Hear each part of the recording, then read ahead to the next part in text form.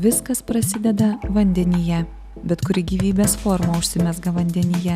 Embrionas savo gyvenimą taip pat pradeda vandenyje.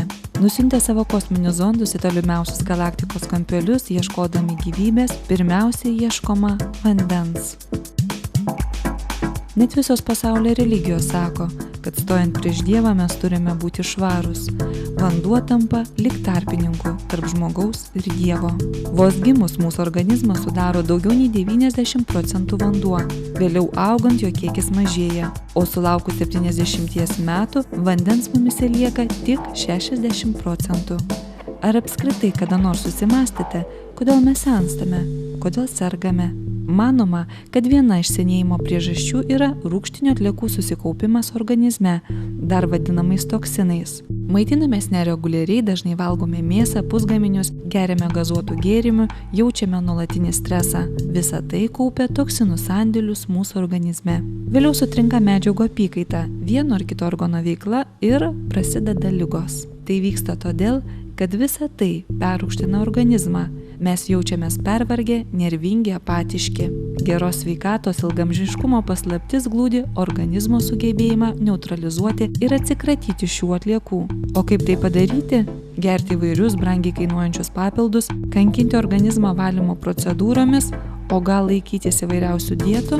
Sutinkame, kad valgydami daugiau šarminių produktų, kruopų, daržovių, vaisių, mes atstatome organizmo šarminių medžiagų balansą ir mažiname organizmo rūgštėjimą. Tačiau kuris iš mūsų turi tiek valios ir laiko laikytis dietos ar pakeisti savo mitybos įpročius? Tik būkite sąžiningi patys savo. Valyti savo organizmą galime pačiu paprasčiausiu ir efektyviausiu būdu – gerdami švarų vandenį. Toks vanduo mažina organizmo rūgštingumą. Dar labiau tinkamas yra jonizuotas šarminis vanduo. Jis yra labai artimas pačiam geriausiam gamtoje randamam vandeniui. Geriant jonizuotą šarminį vandenį, rūgštinės medžiagų apykaitos atliekos šalinamas dar efektyviau.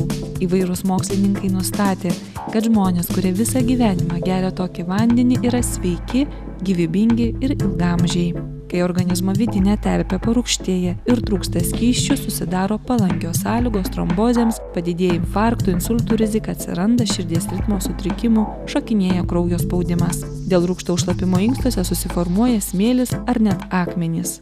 Šalinti iš organizmo rūgščių perteklių ypač svarbu žmonėms sergantiems cukriniu diabetu, arterinė hipertenzija, podagra ar vartojant daug vaistų. Mokslininkai yra įrodę, kad visų ligų atvejais nustatomas rūgščių perteklius. Vadinasi, norėdami išvengti daugelio ligų, išgydyti ar bent jau palengvinti simptomus, turime palaikyti tinkamą kūno rūgštingumą, šarminį rūgštinį balansą. Japonija, Pietų Korėja. Daugiau nei 30 metų šiuose šalyse kas 5 šeima geria jonizuotą šarminį vandenį. Pastebėta, kad šiuose šalyse ypatingai aukšti sveikatingumo rodikliai. Maža to, Japonijoje ir Pietų Korėjoje jonizuotas vanduo patvirtintas kaip atskirų ligų gydomoji priemonė. Šarminio vandens poveikis daugialypis. Jį galima naudoti buityje, kosmetologinėms procedūrams, gaminant maistą, plaunant vaisius ar daržoves. Bet didžiausias jo unikalumas – padeda atsikratyti susikaupusių toksinų organizme, apsaugo nuo ardančio laisvųjų radikalų poveikio ir padeda atsukti laiką atgal. Tai yra, skatina organizmo atsinaujinimą. Taip, būtent, geriant šarminį vandenį, organizmas atjaunėja. Bėgant metams, vandens kiekis nuolat mažėja organizme ir kai organizmas išsausėja iki 50%, ištinka mirtis. Norint pratęsti jaunystę ir išsaugoti sveikatą, turime nuolat laistyti savo organizmą, mažiausiai 2 litrais vandens kiekvieną dieną. O jeigu tas vanduo yra jonizuotas, tai mūsų ląstelės ne tik aprūpinamos labiausiai jų poreikius tenkinančių vandeniu, bet ir deguonimi. O tai skatina viso organizmo medžiagų apykaitą, spartų ląstelių atsinaujinimą. Medicinos mokslo daktaro Walter Erlacher tyrimai apie šarminio vandens poveikį kraujo savybėms ir gydant padidėjus organizmo rūgštingumo sukeltus ir sukomplikuotus susirgimus sukėlė tikrą sensaciją Vokietijoje. Štai čia sveiko žmogaus kraujas. Matosi nepašalintų šlakų sankaupa. O štai taip pasikeičia kraujas organizmui parūgštėjus. Tai yra kraujo sutirštėjimas. Mokslo daktarė Ašbach paskelbė klinikinių tyrimų rezultatus apie šarminio vandens poveikį, gydant 1 ir 2 tipo diabetą.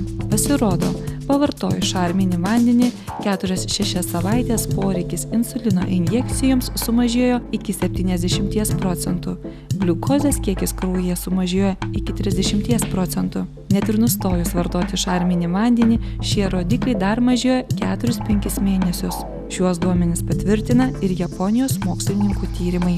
Japonų medicinos mokslų daktaras Kanho Kunikaka teigia, kad aukšto kraujo spaudimą turinti žmonių organizmas yra labai rūgštus ir jis atliko daug įvairių tyrimų, kuriuose įrodė, kad šarminio vandens vartojimas padeda normalizuoti kraujo spaudimą. Šį teiginį patvirtino ir Vokietijos mokslininkai.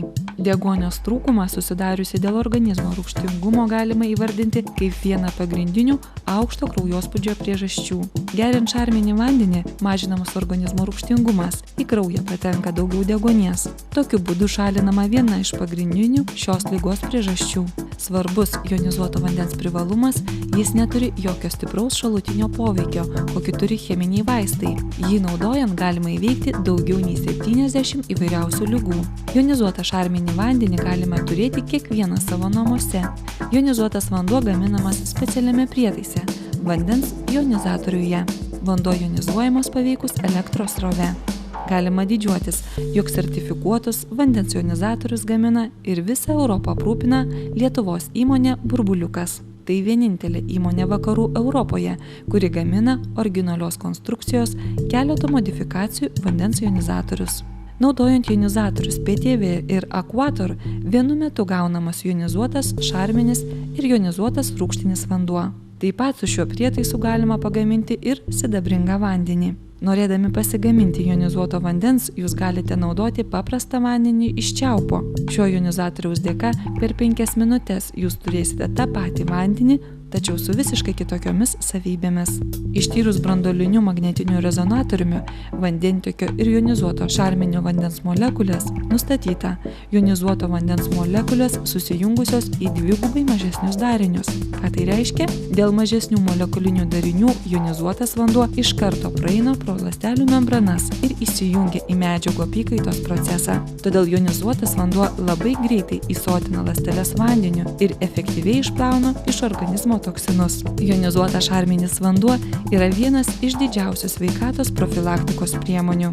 Nuo kalbėjimo apie sveikatą dar niekas nepasveiko. Sveikata tampa reali, kai dėl jos kažkas daroma.